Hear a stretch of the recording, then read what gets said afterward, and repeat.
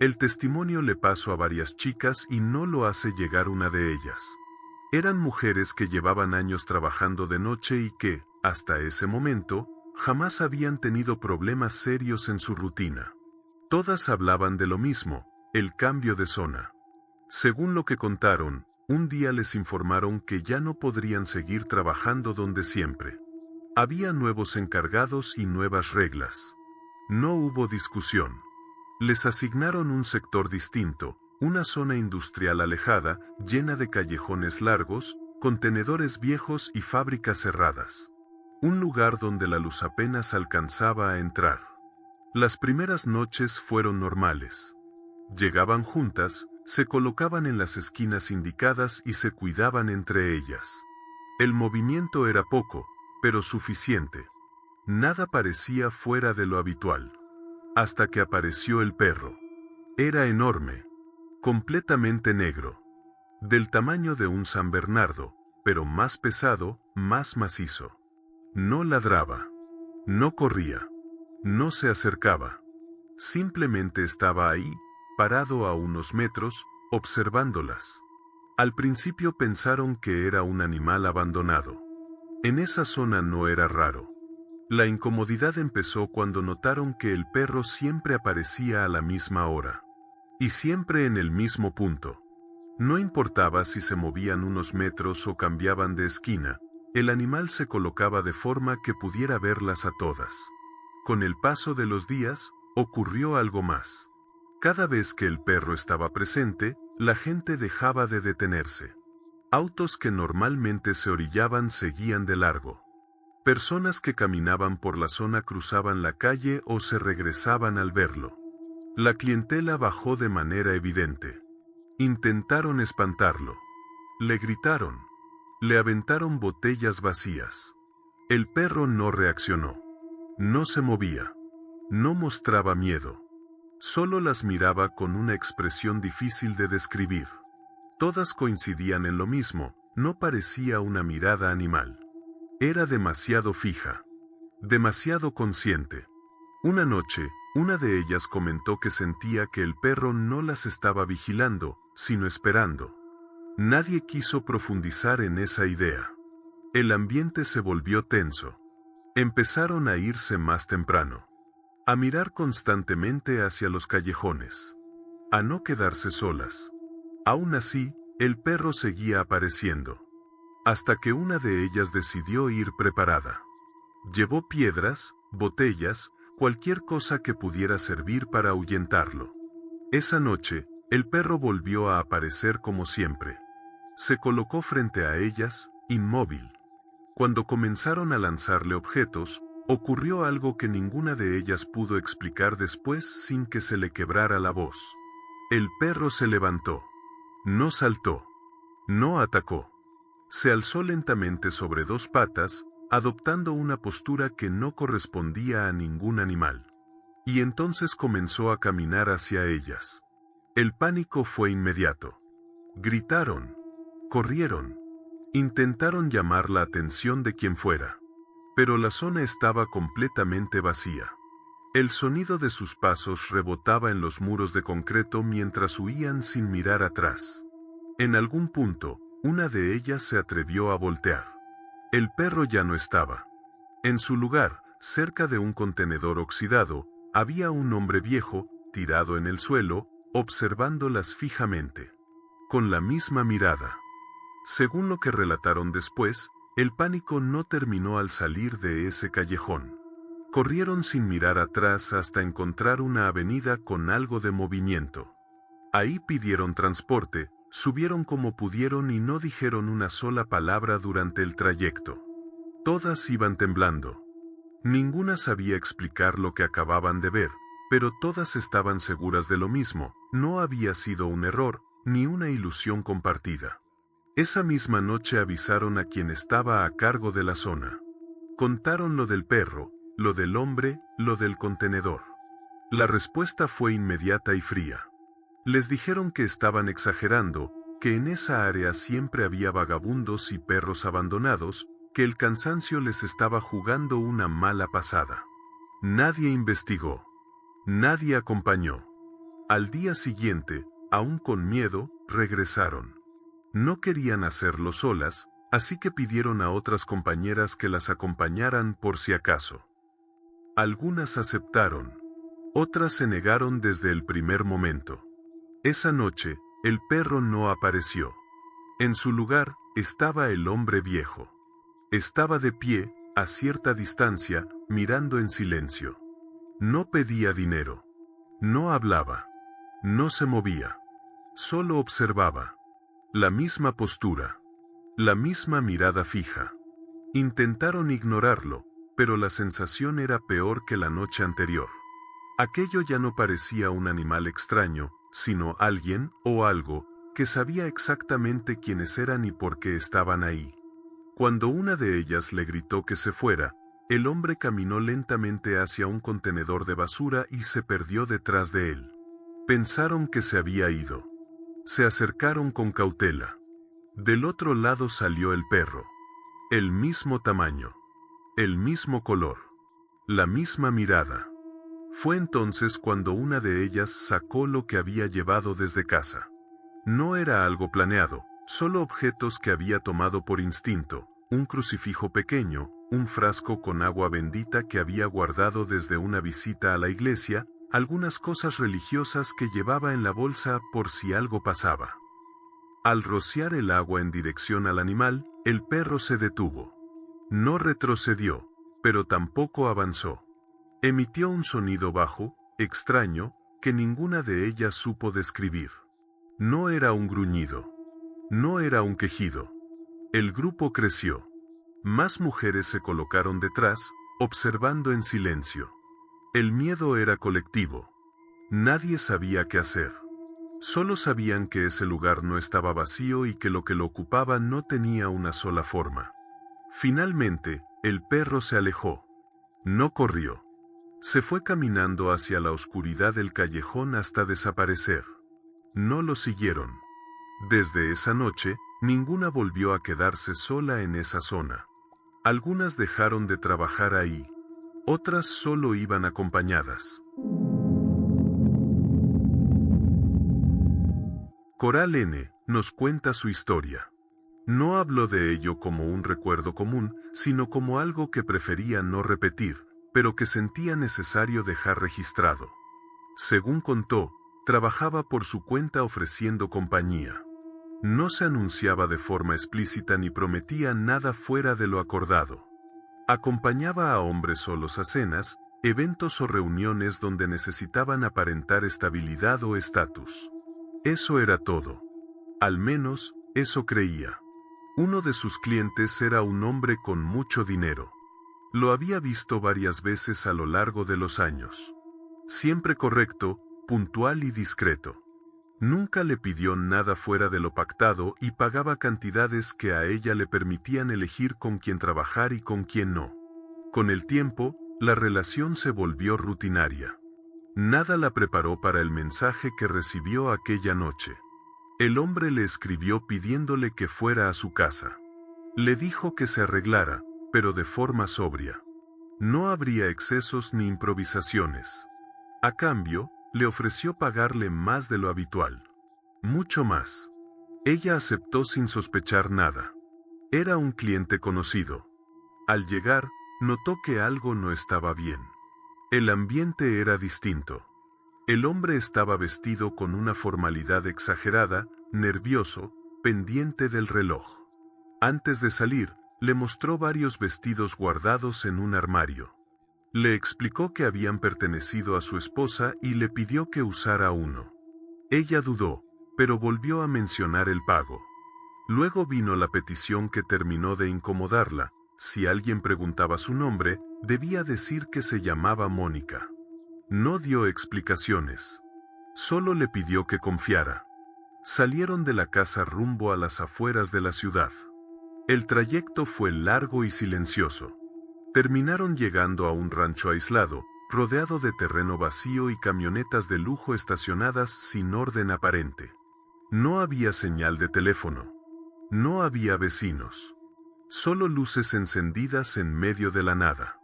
Antes de bajar del vehículo, El hombre le entregó un antifaz y se colocó otro. Le pidió que se tomara de su brazo y que no hablara. Él se encargaría de todo. Ella obedeció. En el interior, el ambiente era extraño. Todos los asistentes llevaban el rostro cubierto. Se saludaban por voz, con familiaridad, como si se conocieran desde hacía años. Algunos hombres se acercaron a su acompañante, hicieron comentarios sobre ella, bromas sobre su apariencia y preguntas sobre cuánto tiempo llevaban juntos. Él respondió por ella, diciendo que era tímida y que llevaban varios años saliendo. Ella guardó silencio. En medio de esas conversaciones, alcanzó a escuchar algo que le heló la sangre. Uno de los invitados mencionó, en tono burlón, que esperaba que esta vez no terminara como la anterior, porque todavía había gente preguntando por ella. El hombre a su lado se tensó. Ella lo sintió en el brazo. Antes de que pudiera entender a qué se referían, alguien anunció que era momento de pasar al siguiente salón. Lo llamaron la función. Fue entonces cuando el ambiente dejó de parecer una simple reunión de ricos. A los hombres los separaron. Les entregaron túnicas oscuras y los guiaron hacia otro espacio. A las mujeres las formaron a un costado. Les pidieron que observaran y no hicieran preguntas. Según el relato, en ese momento ella entendió que no estaba en una cena ni en un evento social. Estaba en algo mucho más grande y mucho más peligroso. La puerta se cerró detrás de ellos. Y lo que ocurrió después ya no se parecía a nada que hubiera vivido antes. Según lo que relató después, el silencio dentro del salón era tan pesado que resultaba difícil respirar. Las mujeres permanecían alineadas contra una pared, sin moverse, mientras al centro del lugar comenzaban a preparar algo que nadie explicaba en voz alta. Las luces bajaron de intensidad y solo quedaron encendidas algunas velas colocadas alrededor del espacio. El ambiente elegante había desaparecido por completo. Ahora todo se sentía antiguo, ritual, fuera de época. Entonces trajeron a varias personas. No vestían como los asistentes. Estaban sucias, golpeadas, con los ojos cubiertos. Algunas apenas podían caminar. No parecían entender dónde estaban. La mujer contó que en ese instante quiso correr, gritar, hacer algo, pero recordó cada advertencia que había recibido desde que aceptó ir: no hablar, no moverse, no llamar la atención. Uno de los hombres comenzó a decir palabras que ella no reconocía. No era un idioma que conociera, ni una oración común. Los demás guardaron silencio absoluto. Nadie cuestionó nada. Nadie mostró sorpresa. Fue ahí cuando comprendió que aquello no era improvisado. Una de las mujeres a su lado, visiblemente alterada, preguntó en voz baja qué estaba pasando. Otra, mayor, le respondió sin mirarla siquiera. Dijo que era una tradición, que así aseguraban que a sus maridos nunca les faltara el dinero, el poder ni la influencia. También le dijo que las acompañantes estaban ahí porque siempre debían traer pareja. Que era parte del trato, aunque no lo supieran al aceptar. El miedo se volvió físico. Según el testimonio, el cuerpo se le entumeció. Dejó de sentir las manos. Quiso cerrar los ojos, pero no pudo. Todo ocurrió sin necesidad de describirlo. Bastaron los sonidos, los movimientos y la forma en que el resto de los presentes reaccionó para entender que aquellas personas no saldrían de ahí con vida. Cuando todo terminó, entró gente a limpiar. Nadie hablaba. Nadie se veía alterado. Era como si aquello fuera una rutina más. El evento continuó como si nada hubiera pasado. Bebidas, conversaciones, risas apagadas. Antes de irse, el hombre que la había llevado se acercó. Le entregó un objeto pequeño envuelto en un pañuelo. Le pidió que no lo abriera, que lo guardara y que no hablara de lo ocurrido. Su voz temblaba. Ella notó que ya no tenía el control de la situación, solo intentaba sobrevivir a ella. El trayecto de regreso fue silencioso. Ella no preguntó nada. Él no explicó nada. Antes de bajarla, ella rompió el silencio. Le dijo que entendía que después de esa noche no volvería a verlo, que no quería saber nada más de él. Él no respondió. Solo asintió. Días después, intentó buscar información sobre el hombre.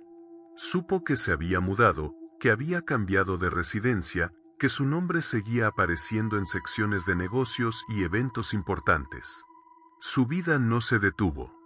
No hubo consecuencias visibles. Ella, en cambio, dejó de trabajar por un tiempo. Evitó ciertos lugares. Dejó de aceptar invitaciones privadas. Algo raro, pero tal vez común en esto que se conoce como México.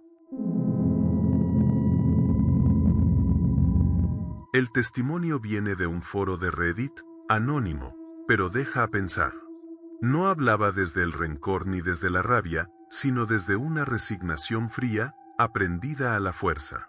Según contó, llevaba años trabajando de noche y había desarrollado una regla básica para sobrevivir: solo aceptar citas con personas que ya conocía. Uno de esos clientes era un hombre adinerado que la contactaba con frecuencia. Siempre puntual, siempre discreto. Pagaba bien y nunca había generado un solo problema. Por eso, cuando aquella noche recibió su mensaje pidiéndole que fuera a su casa, no lo pensó demasiado. El tono era normal. La cantidad ofrecida también. La dirección la llevó a una residencia enorme, de esas que parecen aisladas del resto de la ciudad. Bardas altas, portón automático, cámaras visibles. Un lugar donde, en teoría, nada malo debería pasar. Tocó el timbre. El portón se abrió. Según el relato, apenas cruzó la entrada, todo se apagó. Las luces se fueron de golpe. No alcanzó a reaccionar. Sintió un impacto seco en la cabeza y después, nada. Despertó en el suelo, con la boca cubierta y las manos inmovilizadas detrás de la espalda. Le dolía todo el cuerpo. Al levantar la vista, lo primero que vio fue al hombre que la había citado.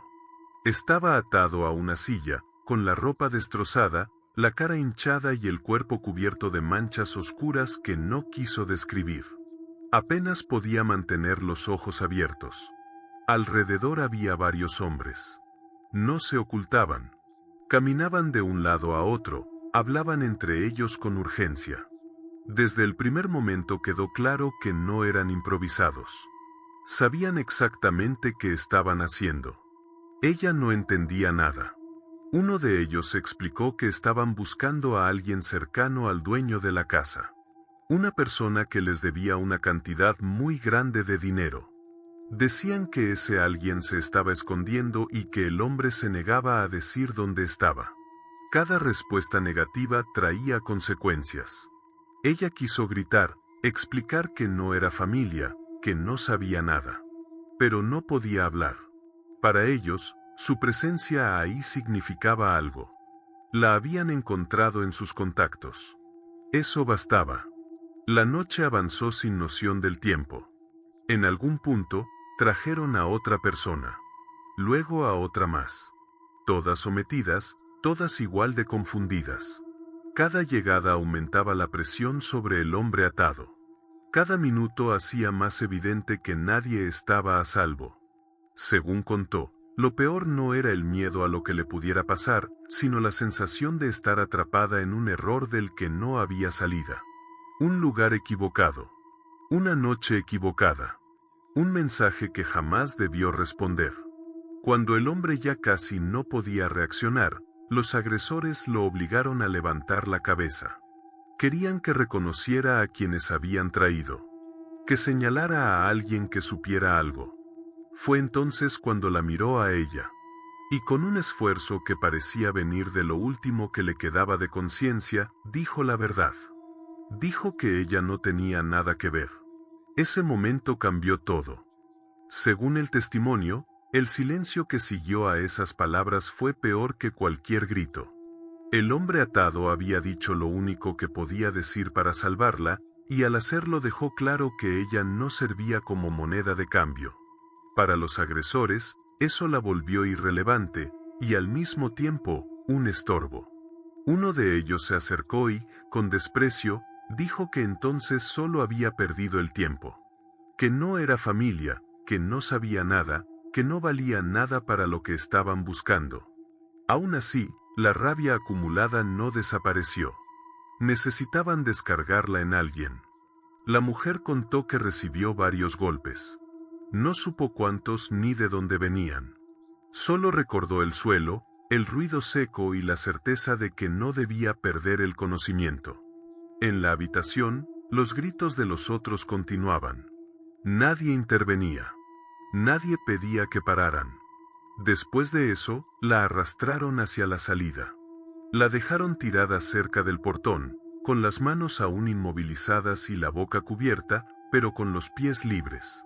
La orden fue clara: irse y no mirar atrás. Cuando el portón se cerró, entendió que había sobrevivido por accidente. Logró ponerse de pie como pudo y empezó a correr. No sabía hacia dónde, solo sabía que tenía que alejarse. Llegó a una tienda abierta toda la noche. Entró desesperada. La gente la miró con desconfianza. Alcanzó a explicar lo poco que podía. Le quitaron la cobertura de la boca, pero cuando intentó contar lo ocurrido, las reacciones fueron frías. Algunos decían que ese hombre estaba metido en cosas pesadas. Otros le advirtieron que no se involucrara. Que nadie quería problemas. Que la policía no era una opción. Según contó, entendió en ese momento que estaba sola. Regresó a su casa como pudo. Se encerró durante días. No contestó llamadas. No aceptó trabajos. Cada ruido la hacía sobresaltarse. Esperaba que alguien tocara la puerta. Nadie lo hizo. Con el tiempo, supo que la casa había quedado vacía. El hombre desapareció del lugar. Nadie volvió a hablar del tema. No hubo noticias. No hubo investigación visible. Todo se desvaneció como si nunca hubiera ocurrido. Ella siguió con su vida, pero no volvió a ser la misma. Desde entonces, evita direcciones privadas, desconfía de mensajes inesperados y nunca vuelve a un lugar donde no pueda salir por su cuenta.